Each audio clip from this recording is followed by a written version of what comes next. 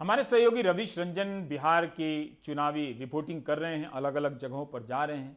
एक ऐसे गांव में गए धरहरा, जिसे देश के सामने एक मॉडल के रूप में पेश किया गया। खूब सारे वृक्षारोपण हुए, लेकिन उस मॉडल के पीछे वहां के जनजीवन की क्या हकीकत है, उसमें क्या बदलाव आया है, रवीश बताना चाहते हैं।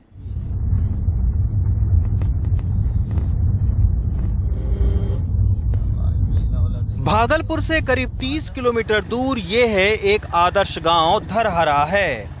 पूरा गांव फलदार वृक्षों से हरा भरा है। गांव के किसी भी कोने में जाएंगे तो पेड़ और झाड़ियों के बीच छिपे इस तरह के नीतीश कुमार के वृक्षारोपण के शिलापट आपको मिल ही जाएंगे। गांव की ही रहने वाली लवी कुमारी हमें वो 10 पौधे दिखाने ले जा रही हैं जो उनके जन्म के बाद नीतीश कुमार और उनके पिता ने लगाए थे। लवी कुमारी की उम्र 13 साल है और इस आम के पेड़ की उम्र 10 साल। 3 साल छोटा पौधा अब पेड़ बन चुका है और इसी पेड़ के आम को लवी कुमारी अपने कई रिश्तेदारों को भेजती हैं। डॉक्टर बनकर समाज की सेवा करने वाली लवी को सुनिए। अभी कोरोना वायरस है तो बहुत सारे डॉक्टर ऐसे हैं जो कि अपने बच्चों को, अपनी मतलब किसी भी इंसान को, नागरिक को बचा रहे हैं।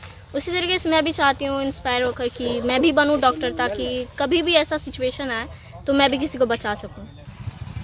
लवी कुमारी के बाद हमने रानी कुमारी के घर का रुख किया।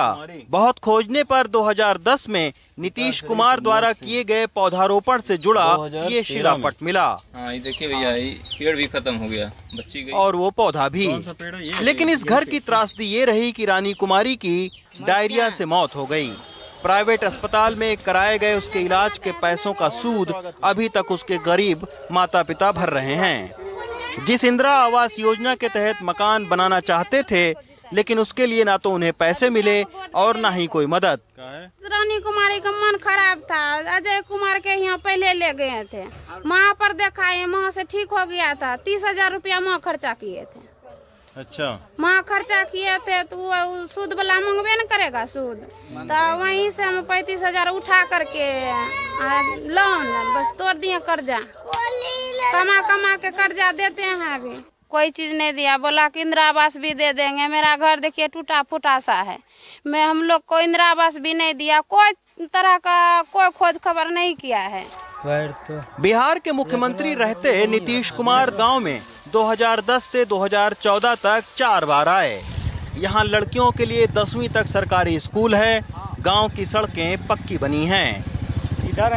पानी की टंकी भी लगी है और गांव वाले मानते हैं कि यहाँ काफी काम भी हुआ। लेकिन अब उनकी शिकायत है कि जब से नीतीश कुमार ने आना बंद किया है, अफसरशाही और भ्रष्टाचार बढ़ गया है। गांव के विकास के काम भी रुक से गए हैं। तो नीतीश कुमार से खुश हैं कि नाराज हैं? नहीं, अभी फिलहाल तो खुशी है। लालू यादव से तो खुशी है। अच्छा, उसके बनस्पत ठीक है, लेकिन इनके राज में अफसरशाही बढ़ा हुआ है। जी हाँ, अफसरशाही इतना बढ़ा हुआ है कि मेरे प्रखंड में भी कहीं भी जा सकते हैं, बिना घूस का किसी विभाग में पैसा दिए काम नहीं होगा। नल जल लगाया हुआ है, उसका हम ऑपरेटर हैं। पानी यहाँ चलता है, लेकिन पानी आयरन युक्त है। आयरन युक्त है। फिल्टर भी लगाया गया, लेकिन एक ही रास्ता में फिर पानी गंदा हो जाता है और उसके बाद फिल्टर सही रूप से चलता नहीं है, जिसके कारण पानी बाधित रहता है। सही लोग पीता न है, बाहर से लाके पीता है। कोई देखने वाला नहीं है। मुख्यमंत्री को दिया गया था उस समय, क्या हम लोग कैसे जी रहे हैं? ये तो बाबू लोग का है खुला खला जो हम लोग। अच्छा, लेकिन हम लोगों को कोई रास्ता नहीं है निकास। अब रास्ता है, हरिजन टोला है, सरकारी रास्ता है। हाँ, सरकारी रास्ता है, लेकिन कहीं कोई नहीं सुन रहा है 5 साल से। यहाँ पर अस्पताल की जो स्थिति है बहुत गंभीर स्थिति है। मैंने कई दफ़ा अस्पताल का पोल खोल किया, दिखाया कि परेशान है और सरकारी अस्पताल में जो है निजी क्लिनिक से दवाई मंगवाया जा रहा है, उसके बाद उनका उपचार होता है और डॉक्टर साहब से कहिए तो वो उलझ जाएंगे, वो पदाधिकारी से पैरवी करवाएंगे, आपके ऊपर उल्टे FIR करवाएंगे। खैर, राजनीतिक बातों से इतर अच्छी बात यह है कि आदर्श गांव धरहरा में 10 साल तक के बच्चों में 526 लड़कियां हैं और 235 लड़के।